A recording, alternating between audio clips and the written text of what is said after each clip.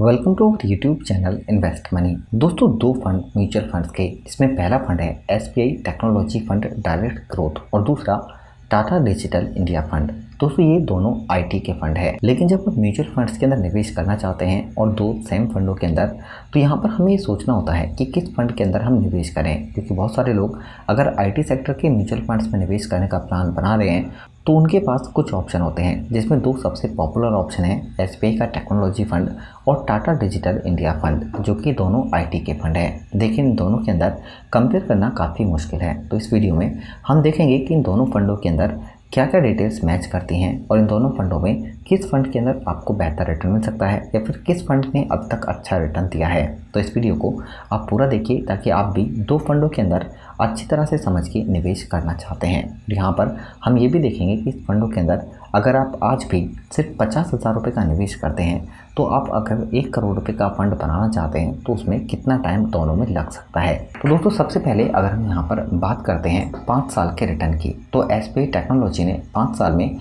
20.07% का रिटर्न दिया है। जबकि अगर हम टाटा डिजिटल इंडिया फंड की बात करें तो पिछले 5 साल से लगातार एनुअल रिटर्न है 21.2% का। अगर हम 3 साल के रिटर्न की बात करते हैं तो टाटा डिजिटल इंडिया फंड का 3 साल का रिटर्न है 32.9% का, जबकि एसबीआई टेक्नोलॉजी का रिटर्न है 30.3% का। इसी तरह अगर हम 1 साल की बात करें तो एसबीआई के फंड ने रिटर्न दिया है 14.8%, जबकि टाटा डिजिटल फंड का रिटर्न है 11.1%। अगर हम दोस्तों यहाँ पर बात करते हैं फंड डिटेल की, तो यहाँ पर दोनों फंडों के अंदर रिस्क है क्योंकि सारा पैसा इक्विटी के अंदर ही निवेश किया गया है। मिनिमम अगर हम एसआईपी की बात करें तो आप एसबीआई के अंदर निवेश कर सकते हैं यहाँ पर 500 रुपये, जबकि टाटा डिजिटल के अंदर आप 150 रुपये एसआईपी स्टार्ट कर सकते हैं। एक्सपेंस रेशियो यानी कि म्यूचुअल फंड्स के खर्चे की बात करें तो एसबीआई टेक्नोलॉजी का एक्सपेंस रेशियो है 0.90% का, जबकि टाटा डिजिटल इंडिया फंड का एक्सपेंस रेशियो काफ़ी कम है, यानी आधे से भी कम 0.37% का। दोस्तों, एक्सपेंस रेशियो जो भी होता है फंड का और जो भी आप लमसम पैसा निवेश करते हैं तो इतना पैसा आपके लमसम अमाउंट से डिडक्ट किया जाता है और फिर बाकी के पैसों की आपको करंट एनएवी के प्राइस से यूनिट अलॉट की जाती हैं।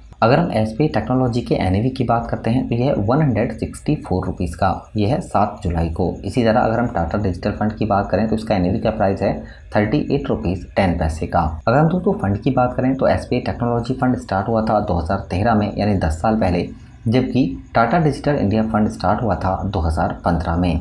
फंड साइज़ की बात करें तो 2,970 करोड़ रुपए का एसबीआई टेक्नोलॉजी का फंड साइज़ है, जबकि टाटा डिजिटल इंडिया फंड का फंड साइज 7,253 करोड़ रुपए है। अगर हम दोस्तों बात करते हैं यहाँ पर एग्जिट लोड की, तो अगर आप अपने पैसे को एसबीआई टेक्नोलॉजी से 15 दिन से पहले निकालना चाहते हैं तो आपको 0.50% एग्जिट लोड चार्ज देना होता है, जबकि अगर आप टाटा डिजिटल इंडिया फंड से 30 दिन से पहले पैसा निकालते हैं तो 0.25% एग्जिट लोड चार्ज देना होता है। अगर हम यहाँ पर फंड के प्रोज की बात करें तो यहाँ पर टॉप रैंक फंड है दोनों ही। यहाँ पर अगर हम कैटेगरी रिटर्न के हिसाब से बात करें तो 1 साल और 3 साल के रिटर्न के हिसाब से दोनों ने काफ़ी अच्छा रिटर्न दिया है। इसी तरह अगर हम अल्फा की बात करें तो एसबीआई टेक्नोलॉजी का अल्फा है 8.14%, जबकि टाटा डिजिटल इंडिया फंड का अल्फा है 7.02% और दोनों आईटी के स्टॉक हैं। रिटर्न के हिसाब से ज़्यादातर पैसा आईटी इंडेक्स के अंदर ही निवेश किया गया है। एक्सपेंस रेशियो काफ़ी कम है 0.90%, जबकि टाटा डिजिटल इंडिया फंड का और भी कम है 0.37%। अगर दोस्तों होल्डिंग एनालिसिस की बात करें तो टॉप 5 में 61% एसबीआई टेक्नोलॉजी के अंदर और टाटा डिजिटल के अंदर 62%। इसी तरह टॉप 20 में 92 और 92% यहाँ पर होल्डिंग है। अगर हम बात करते हैं यहाँ पर PE ratio price to earning की, तो यह है 26.81 एसबीआई टेक्नोलॉजी का, जबकि टाटा डिजिटल इंडिया फंड का 26.96। पीबी रेशियो की बात करें तो 5.71 है एसबीआई टेक्नोलॉजी का, जबकि टाटा डिजिटल इंडिया फंड का है 6.04%। टर्नओवर 14% है, जबकि टाटा डिजिटल का 20%। इक्विटी की अगर हम बात करें तो यहाँ पर एसबीआई टेक्नोलॉजी का 93% पैसा इक्विटी के अंदर निवेश किया गया है, जबकि टाटा डिजिटल इंडिया फंड का 96.9%। अगर हम कैश की बात करें तो एसबीआई टेक्नोलॉजी के पास 6.8% कैश है, जबकि टाटा डिजिटल इंडिया फंड ने 3.1% कैश होल्डिंग की हुई है। दोस्तों, अगर हम टॉप होल्डिंग की बात करें तो टॉप 5 में आप देख सकते हैं यहाँ पर एसबीआई टेक्नोलॉजी ने इन्फोसिस के अंदर लगभग 25% पैसा निवेश किया गया है, जबकि टाटा डिजिटल इंडिया फंड ने 20% इन्फोसिस के अंदर पैसा निवेश किया गया है। टीसीएस के अंदर एसबीआई टेक्नोलॉजी ने निवेश किया है 14%, जबकि टाटा डिजिटल इंडिया फंड ने करीब 17%। इसी तरह भारतीय एयरटेल की अगर बात करें तो एसबीआई फंड ने निवेश किया है 10%, जबकि टाटा फंड ने निवेश किया है 8%।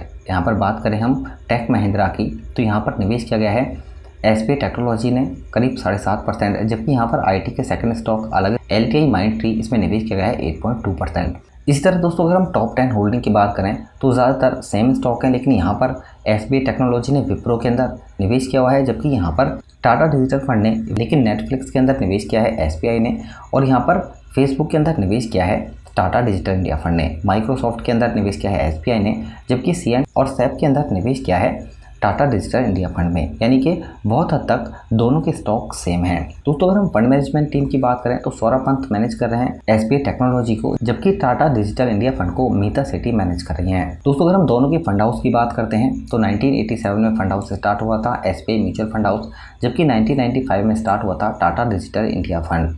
तो दोस्तों हम आईटी के दो बेहतरीन फंडों के अंदर कंपेयर करके चेक कर चुके हैं। अगर हम यहाँ पर मानते हैं 5 साल के रिटर्न को एक्सपेक्ट करते हैं और दोनों का फंडों का रिटर्न एक का 20% है और दूसरे का 21%, लेकिन हम एक्सपेक्ट करते हैं 19%, और आप निवेश करते हैं यहाँ पर 50,000 रुपये, तो कितने टाइम में आप 1 करोड़ रुपये का फंड बना सकते हैं? चलिए एक बार इसे कैलकुलेशन करके समझते हैं। तो दोस्तों दोनों फंडों के अंदर अगर आप सिर्फ 50,000 रुपये निवेश करते हैं तो 19% रिटर्न के हिसाब से 31 साल में आप 1,09,88,181 रुपये का फंड बना सकते हैं। जबकि अगर आप सिर्फ 10 साल के लिए निवेश करते हैं तो आप यहाँ पर 50,000 रुपये से 2,84,000 रुपये का फंड बना सकते हैं। लेकिन म्यूचुअल फंडों के अंदर लॉन्ग टाइम में आपको काफ़ी अच्छा रिटर्न मिलता है, क्योंकि ये रिटर्न कंपाउंड होता है।